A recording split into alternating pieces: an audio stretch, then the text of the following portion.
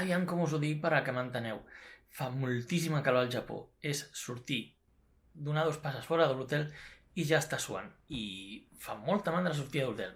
Però s'ha de fer. Si més no, per a buscar solucions per combatre aquesta calor que fa aquí al Japó.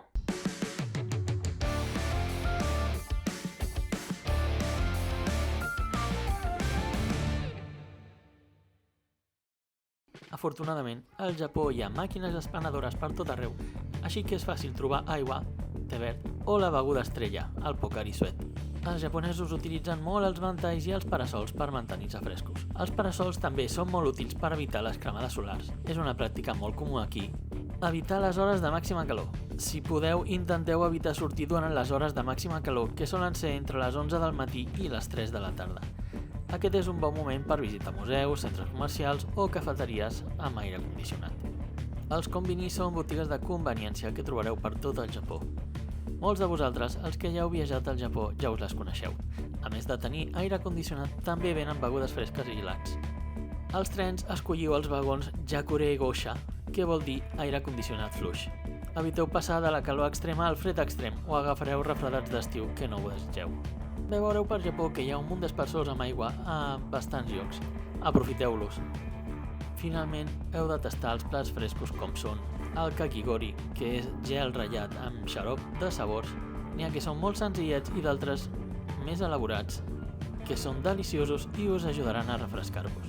L'altra estrella de l'estiu és l'anguila, que és una mica més cara com a àpat, però porta tots els nutrients i estamina que necessitem a l'estiu. O això diuen els japonesos. I també heu de tastar els fideus freds. Aquesta vegada vaig trobar un ramen fred amb carn d'ànec i verdures que estava espectacular. I ara passem als productes per mantenir-se fresc. Al Japó hi ha molts productes innovadors per combatre la calor. Enlloc n'havia vist mai tants com aquí. Aquí teniu alguns dels meus habituals del viatge. Recordeu no abusar-ne o al final no us servirà de res. Per exemple, aquest spray. Hinyari Body Misto Extra Cool. Cooling Mist Extra Cool. O, més aviat, doncs això, un spray que refresca. Les tovalloletes de 3 graus sota zero. És exactament el mateix. L'efecte refrescant que produeixen els productes químics que deuen portar aquestes tovalloletes i que les podeu utilitzar sobretot on millor van és el coll i els braços. I l'altra estrella de l'estiu és aquesta cervesa que m'estic prenent ara.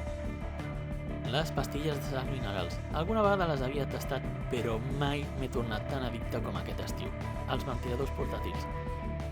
Això és una murga anar carregat amb aquest ventilador tot el dia i, de fet, no és el millor sistema per mi personalment, però a la gent li encanta. Jo me'l vaig comprar, però, per als últims dies, per no abusar de l'aire condicionat i per aquells dies de tempestes que havia d'estar amb la finestra tancada i necessitava una mica d'aire a l'habitació. Passar els vespres a l'hotel també és una bona opció després de dutxar-se, ja que en el lounge de l'hotel s'està bastant fresquet i pots treballar tranquil·lament. I el que més us recomano si heu de sortir durant el dia és que aprofiteu o intenteu trobar els shotengai que estiguin coberts, on a més de passejar tranquil·lament i poder fer les compres de souvenirs o dinar, estareu coberts del sol. I res millor que estar coberts del sol que anar per sota terra. Considereu aquest truc quan hagueu de caminar distàncies entre punts i ho voleu evitar fer-ho pel carrer. Podeu utilitzar moltes vegades les galeries subterrànies per caminar d'un punt a l'altre i aproximar-vos el més possible, sense passar tanta calor a la superfície. I ja el millor per passejar al vespre és que ho feu a la vora d'un riu i si teniu opció de restaurants al voltant i sopar-hi, molt millor. I fins aquí és com he sobreviscut jo aquest estiu al Japó.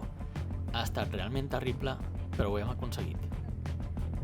I sempre us queda l'opció d'anar a la platja. Ens veiem al proper vídeo. Fins aviat!